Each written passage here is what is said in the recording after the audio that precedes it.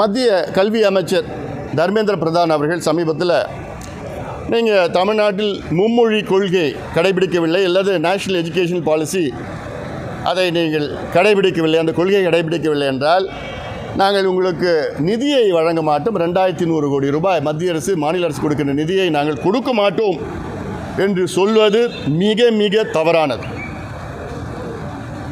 அதாவது இது நம்ம ஃபெடரல் ஸ்ட்ரக்சரில் இருக்கிறோம். கல்வி என்பது பொது பட்டியலில் இருக்குது. 45 ஆண்டுகளுக்கு முன்பு வரை கல்வி என்பது மாநில பட்டியலில் இருந்தது. எமர்ஜென்சி காலத்தில் இந்திரா காந்தி அம்மையார் தான் பொது பட்டியல் கன்கரண்ட் லிஸ்ட்டில் கொண்டு வந்திருக்கிறாங்க. இது மத்திய பட்டியலில் கல்வி கிடையாது, பொது பட்டியலில் இருக்குது. சட்டங்கள் மத்திய அரசு கொண்டு வரலாம், ஆனால் அதை ஏற்பதும் கொள்கைகள் ஏற்பதும் ஏற்காததும் மாநில அரசினுடைய உரிமை. இதில் யாருமே ஃபோர்ஸ் பண்ண முடியாது.